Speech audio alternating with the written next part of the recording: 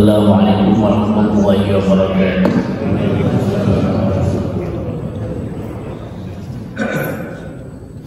Alhamdulillahirabbil alamin.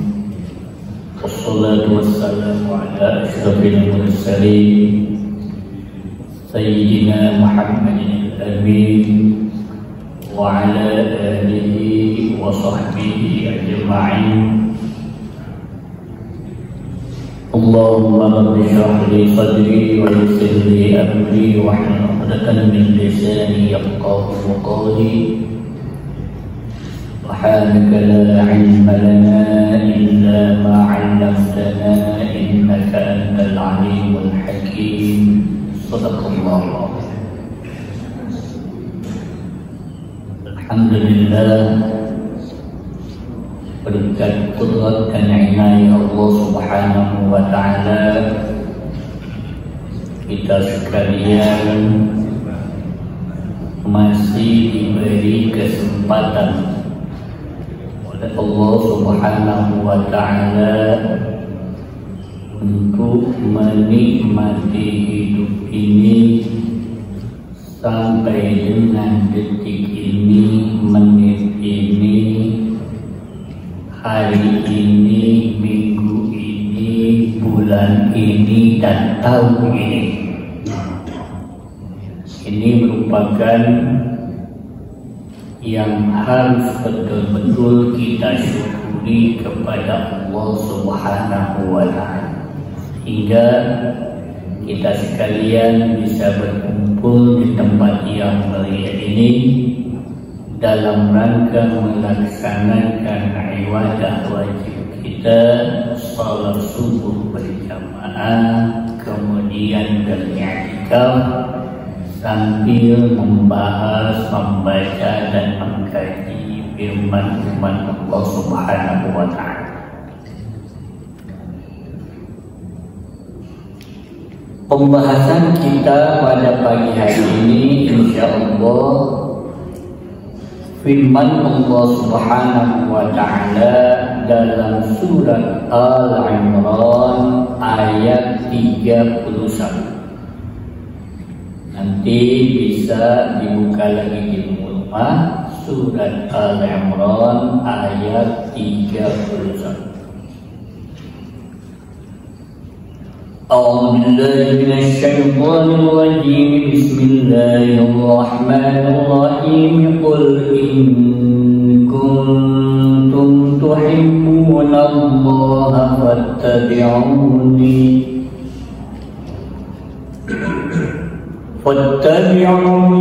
يحببكم الله ويغفر لكم ذنوبكم والله غفور رحيم.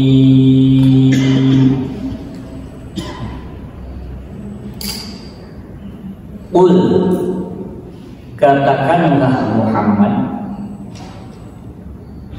in kuntum tuhibbunallaha, jika kau sekalian mencintai Allah, fattabi'uni, maka ikutilah aku. Yuhibbukumullahu, pasti Allah akan mencintaimu. Wa yaghfir lakum dzunubakum, dan Allah akan mengampuni dosa-dosa kamu sekalian. Wallahu ghafurur rahim, Allah Maha Pengampun dan Maha Penyayang.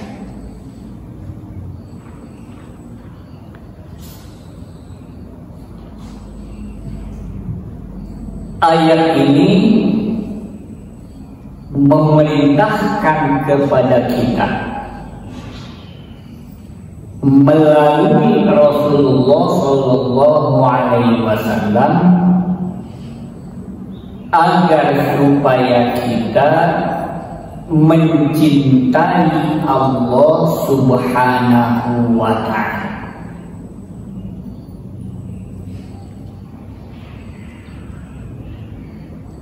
diawali dengan kata-kata qul. Qul in kuntum tuhibbunallah.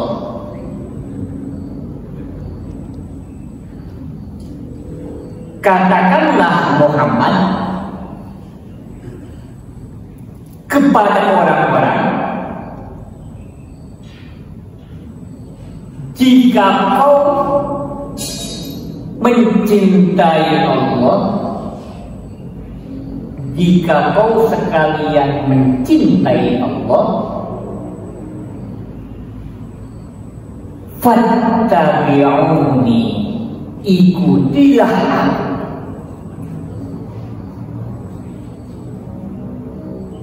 Perintah kepada Nabi Muhammad untuk menyampaikan in kuntum tuhibbunallah.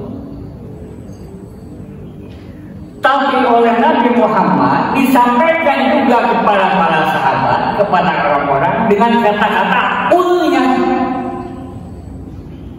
Kan kalau dalam perkataan sehari-hari, qul in kuntum tuhibbunallah. Nabi Muhammad itu menyampaikan tidak pakai qul. Allah kan memerintahkan kepada Nabi Muhammad untuk mengatakan in kuntum tuhibbunallah. Depan sahabat itu seharusnya biasanya mengatakan in kuntum tuhibbunallah, tapi itu dengan qul-qulnya. Padahal qul itu perintah kepada Nabi Muhammad dari Allah. Qul huwallahu ahad. Qul a'udzu birabbil falaq. Qul a'udzu birabbin nas. Kenapa dengan qul-qulnya dibacakan oleh Rasulullah? Ini menyatakan bahwa Al-Quran itu bacaannya dan isinya semua dari Allah, tidak ada yang dibuang sama sekali. Kalau perkataan sehari-hari ada yang dibuang, umpamanya ada orang mengatakan kepada bilang pada si Anu, harus Anu, kita kan akan menyampaikannya, wahai harus Anu, kan gitu kan.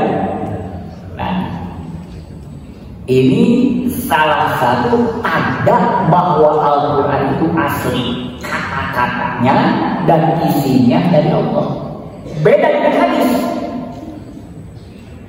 Kalau hadis, kata-katanya dari Nabi Muhammad, isinya dari Allah. Hadis qudsi juga begitu. Makanya tidak ada dalam hadis kata-kata qul, yang ada kata-kata qulnya itu adalah Al-Quran. Ini salah satu keotentikan Al-Quran.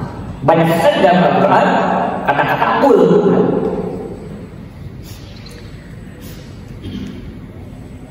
Kemudian kenapa kita sekalian harus cinta kepada Allah?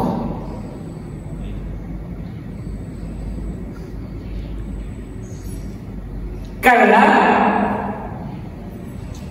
Allah Subhanahu wa ta'ala, sebagaimana sering saya katakan, adalah zat yang memberi berbagai-bagai anugerah dan kenikmatan kepada kita.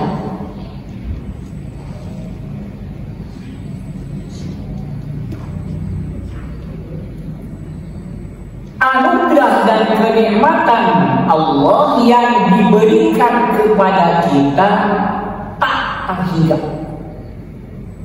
tidak bisa dihitung. Saking banyak-banyaknya pemberian Allah.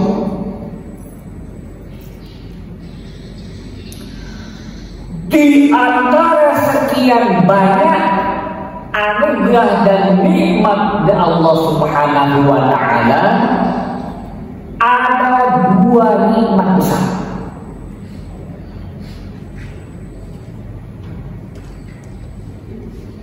Yang pertama, apa yang dinamakan dengan nikmatul ijad. Nikmat diciptakan dari manusia. Nikmatul ijad, nikmat kita diciptakan jadi manusia. Yang kedua, apa yang dinamakan dengan nikmatul indah. Nikmat diberi bahan-bahan untuk hidup.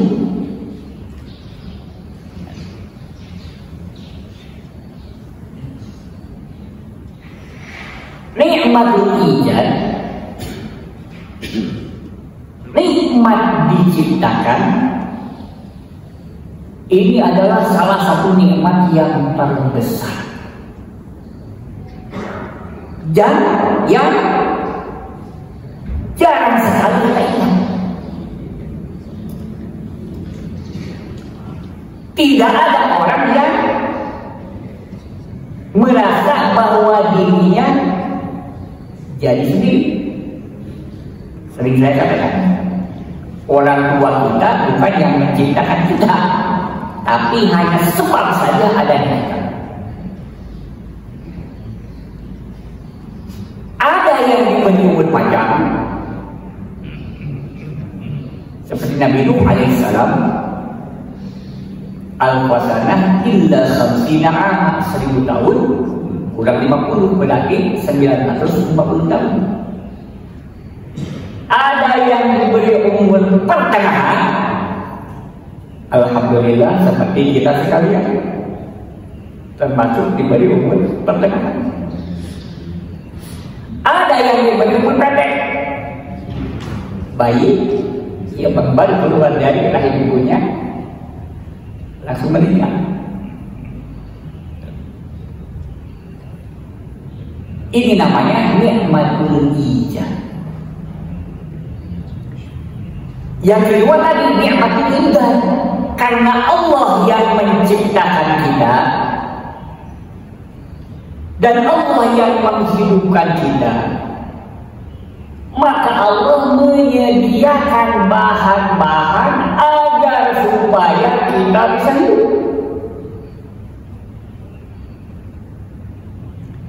Bahkan sebelum Allah menciptakan kita, Allah menciptakan tempat dan bahan-bahan agar supaya kita bisa hidup. Bumi ini diciptakan lebih dulu dibanding manusia.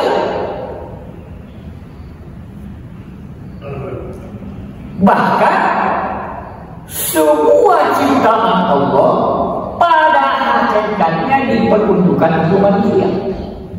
Di dalam hadis qudsi Allah mengatakan, khalaqtul asya'a min ajli. Aku menciptakanmu sekalian, aku menciptakan segala sesuatu untukmu. Langsung ataupun tidak langsung. Ada ciptaan Allah yang memberikan manfaat kepada kita tanpa kita upayakan, dan ada ciptaan Allah yang memberikan manfaat kepada kita harus upayakan. Udara memberikan manfaat kepada kita tidak upayakan. Matahari memberikan manfaat kepada kita tidak mengusahakannya. Tapi sebagian besar kita harus mengupayakannya. Kalau kita ingin minum, ya harus ambil air minum. Makanan harus beli. Buah-buahan harus tanaman. Jadi sebagian ada yang tanpa diupayakan dan sebagian harus diupayakan. Tapi pada hakikatnya semuanya dipertemukan oleh Allah manusia. Bahkan saya menemukan Allah Subhanahu wa Ta'ala menciptakan malaikat pun untuk melayani manusia.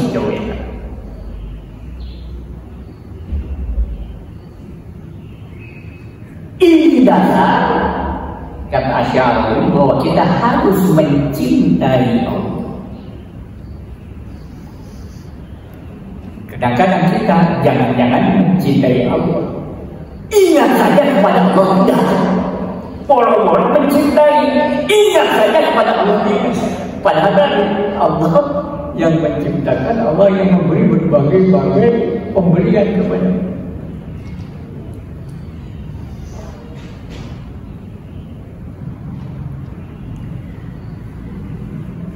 Cinta, al-hubbu, apapun bentuk cintanya,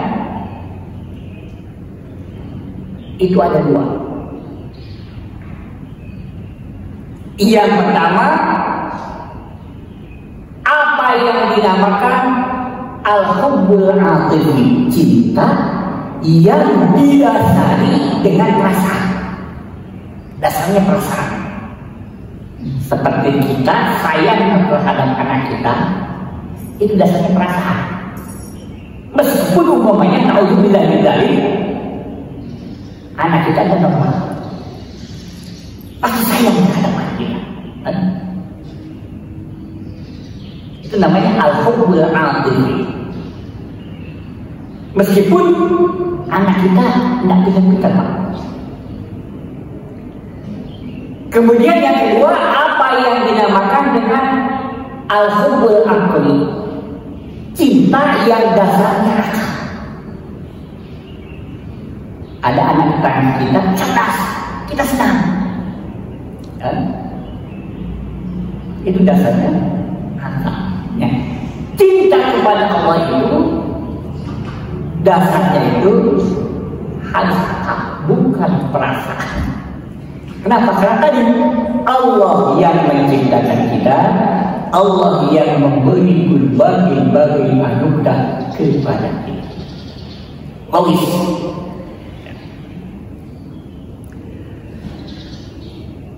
Kemudian bagaimana caranya?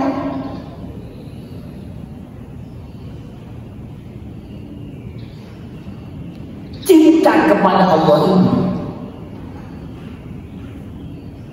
Allah mengatakan, in kuntum tuhibbunallaha, jika kau sekalian cinta kepada Allah, fattabi'uni, maka ikutilah.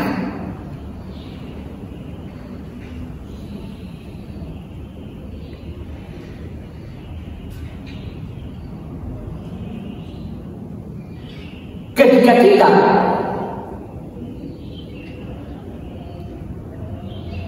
mengikuti Rasulullah Sallallahu Alaihi Wasallam,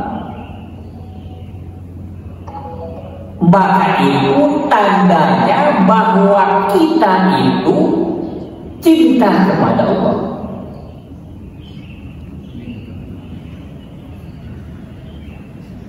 Kalau ada orang yang mengatakan bahwa dia itu cinta kepada Allah, senang kepada Allah, tetapi tidak menjalankan perintah Allah dan tidak menjauhi larangan Allah yang dibawa oleh Rasulullah Sallallahu Alaihi Wasallam, bohong pernyataan kita ini.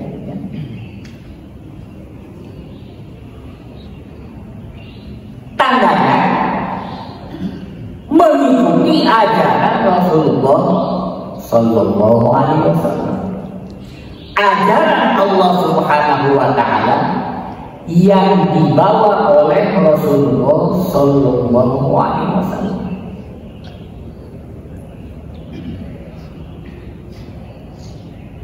Intinya ajaran Allah yang dibawa oleh Rasulullah Sallallahu Alaihi Wasallam, yang sering saya katakan,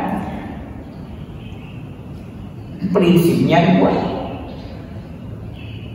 Yang pertama, if'al, kerjakan, berarti perintah.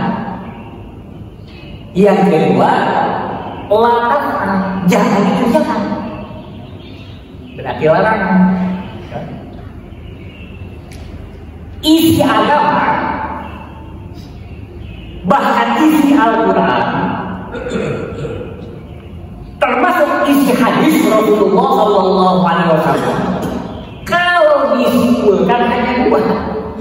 Yang pertama if'al, kerjakan. Yang kedua la taf'al, jangan dikerjakan, berarti perintah dan larangan, hanya dua. Aqim sholat, kerjakanlah sholat. Wa atu zakat, keluarkanlah zakat.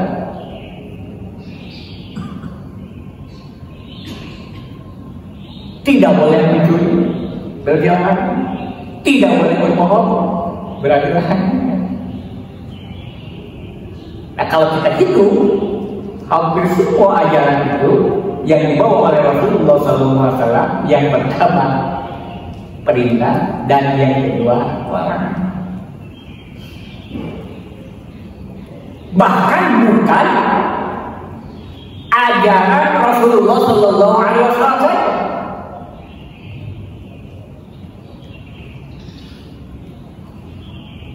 Ajaran Allah Subhanahu wa Ta'ala yang dibawa sejak zaman Nabi Adam alaihissalam sampai dengan Rasulullah SAW.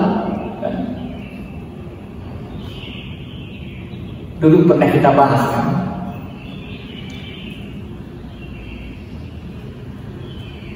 Allah Subhanahu wa Ta'ala memerintahkan kepada Nabi Adam alaihissalam, ya Adam uskun anta wa zawjukal jannah. Wahai Adam, diamlah dan istrimu di al-jannah. Kita sering mengartikannya surga. Kalau kita tahu yang dimaksud adalah tempat di mana Adam dilatih oleh Allah Subhanahu wa Ta'ala.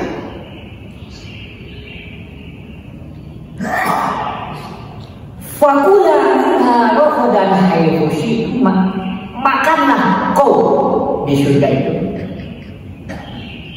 sekehendak. Wala taqrabaha bisyajara, dan janganlah kau mendekati pohon ini. Fatakuna minadh-dhalimin, maka kau berdua akan menjadi zalim. Uskun anta wa zawjuka jannah, simbol daripada perintah.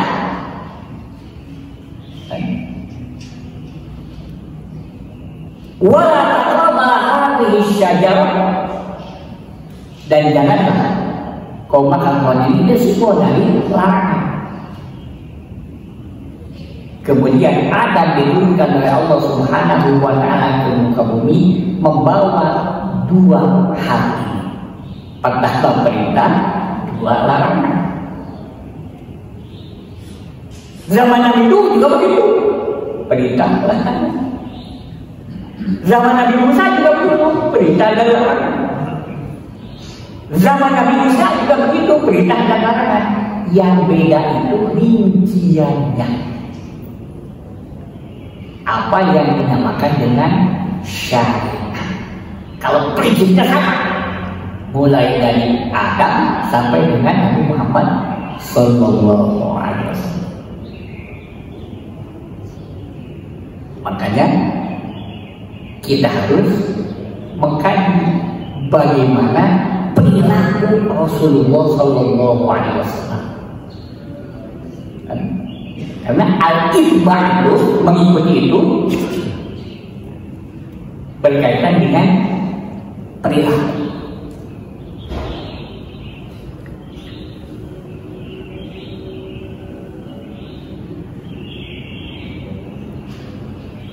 Apa balasan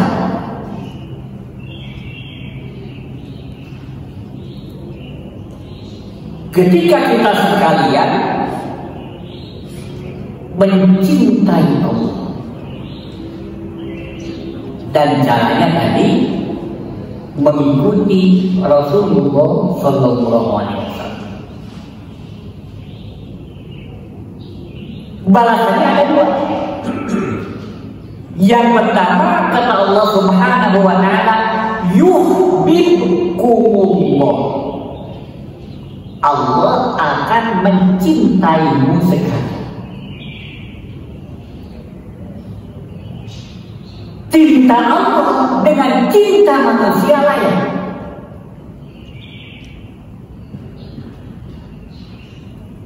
Cinta kita kepada Allah Subhanahu Wa Taala yaitu mengikuti ajaran Rasulullah Sallallahu Alaihi Wasallam. Cinta Allah kepada kita dampak daripada mengikuti ajaran Rasul, yaitu pahala. Yuhibbukumullah itu, Allah mencintaimu itu adalah Allah akan memberikan pahala. Dampak daripada cinta Allah yaitu pahala.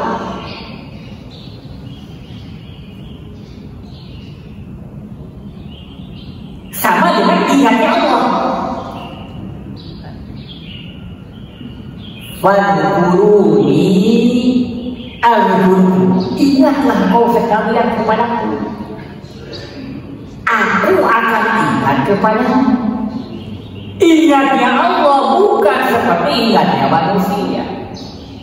Dampak daripada ingat yaitu pahala. Artinya fadkuruni,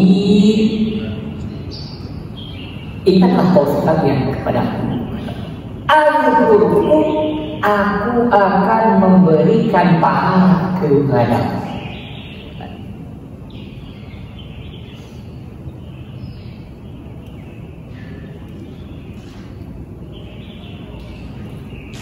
Itu balasan dari Allah Subhanahu.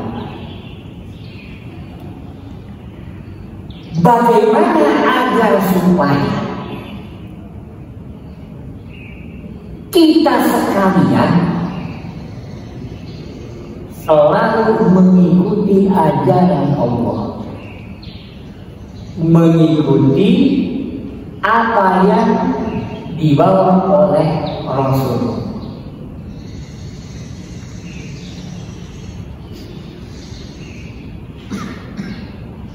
Tapi kita harus ingat terhadap berbagai anugerah dan kenikmatan Allah.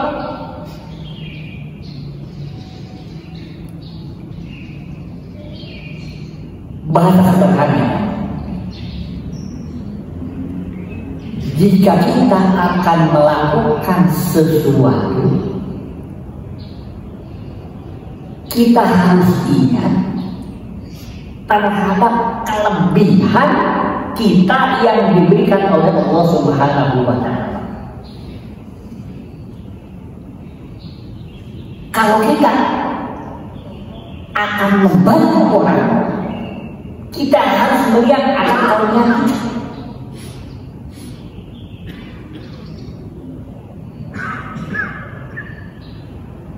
Berapa kita diberi harta oleh Allah Subhanahu wa Ta'ala? Orang lain dibatasi hartanya.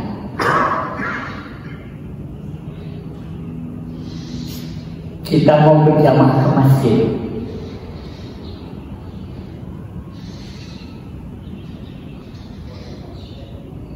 kita diberi bisa jalan, diberi kendaraan, ke pasar kok kita mampu.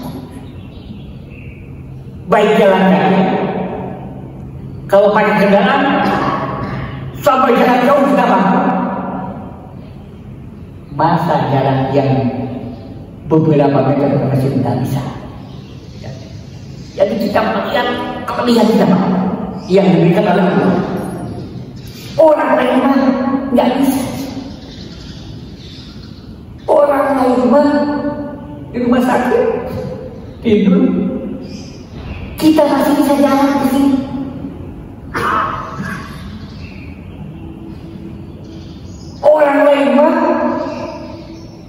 laparnya itu sungguh. Kisah kita saya diberi. Kalau melihat ke sana, insya Allah ringan ketika kita akan menjalankan perintah. Makanya di dalam hadis kata Rasulullah, tandanya orang yang berbahagia itu baik dunia sekarang maupun nanti di akhirat ada 4. Yang pertama, zikrul dzunub al-madiyah, mengingat-ingat dosa yang telah lalu. Kita kan manusia biasa, bukan nabi dan bukan malaikat. Pasti suatu waktu melakukan dosa dan kesalahan. Kita tidak. Kalau ada dosa yang belum kita tahu. Satu. Yang kedua, nisyanul hasanah, melupakan kebaikan.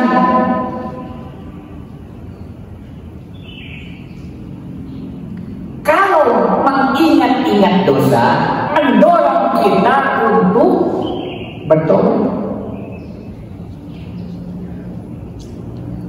Kalau melupakan kebaikan mendorong kita agar supaya tidak sombong. Karena belum tentu apa yang kita kebaikan yang kita lakukan itu karena Allah. Kadang-kadang karena manusia, karena suatu waktu kita dihinggapi sifat ria dalam berbagai aspek kehidupan.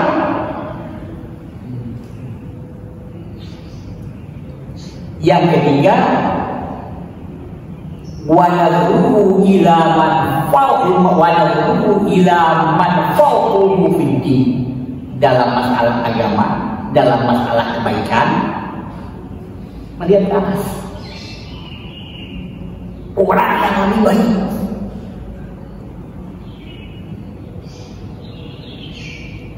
Wa nad'u ila man dunahu fid-dunya, dalam masalah dunia, kekayaan, jabatan, dan lain sebagainya, melihat ke bawah, jangan ke atas. Bukan berarti kita tidak boleh berupaya seperti orang yang lebih dari kita, agar supaya kita merasa apa yang telah diberikan kepada kita itulah yang terbaik bagi kita. Masih banyak orang yang di bawah kita. Itu namanya alamatus sa'adah, tanda orang yang berbahagia, kata Rasulullah SAW.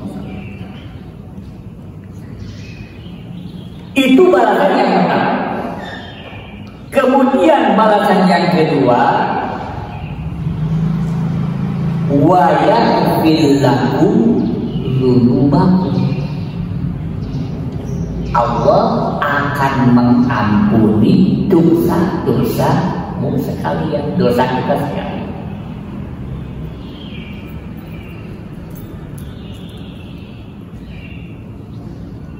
Ketika kita menjalankan perintah Allah, ketika kita menjauhi larangan Allah, pasti suatu waktu ada bolong-bolong, ada dosa dan kesalahan. Tetap kullu bani Adam khata', setiap anak Adam Setiap manusia pasti melakukan dosa dan kesalahan. Wa khairul khata'in at-tawwabun. Dan sebaik-baiknya orang yang berbuat dosa, yang salah, itu adalah orang yang bertobat. Tadi dosa itu ada yang terasa, ada yang tidak terasa. Yang terasa ada yang ditobati, ada yang tidak ditobati. Yang ditobati kadang-kadang obatnya itu diterima oleh Allah, kadang-kadang tobatnya itu tidak diterima oleh Allah Subhanahu wa Ta'ala. Tapi bagi orang yang melaksanakan perintah Allah, menjauhi larangan Allah, itulah orang yang cinta kepada Allah. Selain akan diberi pahala oleh Allah, bahkan kalau kita berbicara tentang pahala, selalu ingat apa yang akan diterima nanti di akhirat.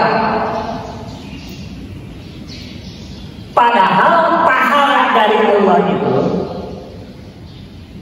bukan hanya di akhirat, di dunia pun diberikan. Kenapa? Karena bagi Allah itu tidak ada yang gratis. Kalau menurut bahasa sekarang pasti dibalas. Tidak ada apa yang kita lakukan karena Allah berarti ibadah. Yang niatnya karena Allah kecuali akan dibalas oleh Allah. Jangankan di akhirat, di dunia dibalas. Kalau Allah tidak membalasnya, zalim. Kenapa memerintahkan? Tidak membalas. Beda dengan manusia. Manusia kadang-kadang memerintahkan, tapi tidak membalas.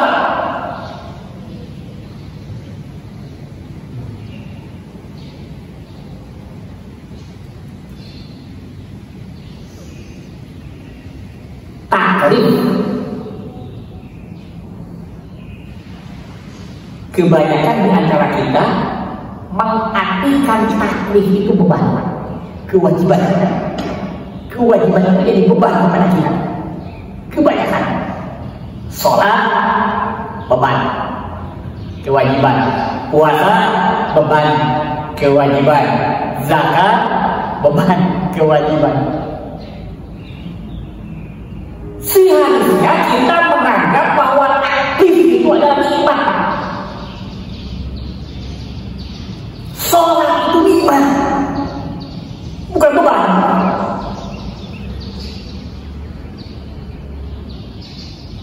Zakat itu nikmat, bukan beban. Sedekah itu nikmat, bukan beban. Berbuat kebaikan itu nikmat, bukan beban. Kenapa dikatakan nikmat? Karena manfaatnya kepada kita. Kita sholat, manfaatnya bukan kepada Allah. Bagi Allah, manusia mau sholat atau tidak sholat tidak ada pengaruh.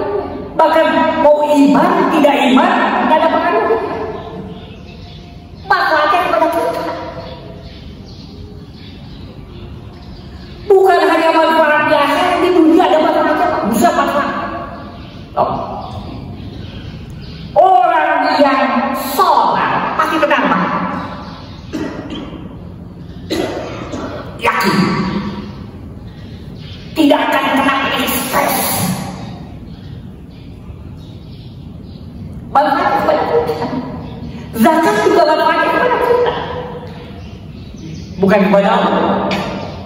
Semua kewajiban dari Allah Subhanahu wa Ta'ala yang diwajibkan kepada kita, manfaatnya itu buat kita, bukan buat Allah. Tidak ada pengaruh kepada Allah.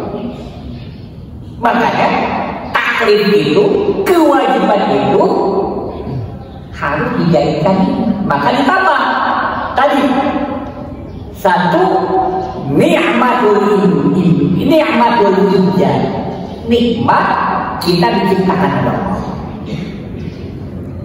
Yang kedua nikmatul imdad, nikmat kita diberi bahan-bahan agar supaya kita bisa hidup, kesehatan dan lain sebagainya. Yang ketiga nikmat taklif, nikmat kita diberi kewajiban. Kenapa? Karena dampaknya, manfaatnya kepada kita, bukan kepada Allah.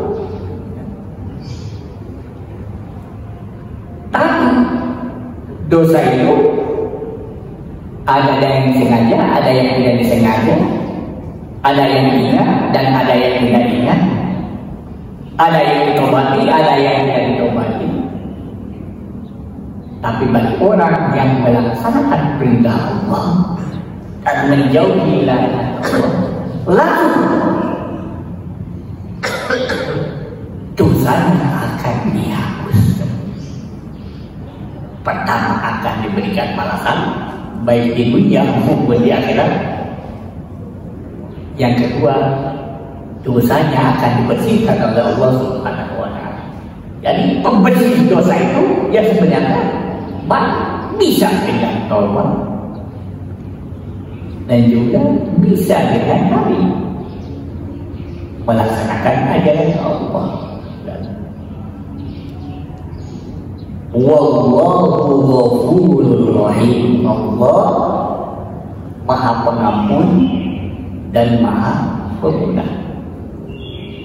Maghfirah, ampunan itu dari Allah Subhanahu wa Ta'ala. Rahmat juga dari Allah Subhanahu wa Ta'ala.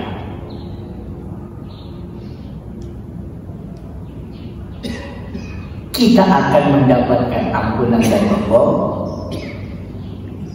dan juga akan mendapatkan rahmat dari Allah. Hidup tanpa rahmat. Kalau hanya mengandalkan pengabdian kita kepada Allah, tidak seimbang. Terlalu banyak anugerah dan kenikmatan Allah kepada kita dibanding pengabdian kita kepada Allah Subhanahu wa Ta'ala. Sering saya katakan, Allah Subhanahu wa Ta'ala memberikan nikmat waktu saja kepada kita satu hari satu malam 24 jam. Kewajiban kita hanya 5 waktu. Tidak ada namanya. Coba. Tidak seimbang. 5 waktu kalau satu kali sholat hanya 10 menit, 5 waktu hanya 50 menit. Sedangkan yang diberikan kepada kita 24 jam.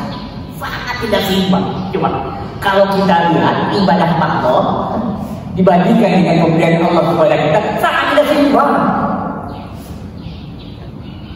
Harus ditambah dengan ibadah lain makhluk. Sholat 1 hari 5 waktu, puasa 1 tahun 1 bulan, itu pun siang hari. Zakat 1 tahun 1 kali, itu pun bagi yang punya. Kemudian naik haji seumur hidup 1 kali, kan? Itu pun bagi yang mampu, kan? Yang lain ibadah makhluk. Ibadah makhluk itu adalah setiap perbuatan baik dilakukan dengan bersih ikhlas karena Allah. Makanya tidak ada satu aspek kehidupan pun yang tidak bisa menjadi ibadah. Mulai dari bangun tidur, mau bangun tidur, bahkan tidur pun bisa jadi ibadah menurut ajaran. Mudah-mudahan kita termasuk kategori orang yang mencintai Allah Subhanahu wa Ta'ala, yaitu dengan mengikuti ajaran Rasulullah SAW. Dan insya Allah kita akan mendapatkan pahala dari Allah, mendapatkan ampunan dari Allah, dan mendapatkan rahmat dari Allah. Itu barangkali yang harus kita lakukan dalam kehidupan sehari-hari dalam rangka mengisi sisa-sisa umur kita sekalian.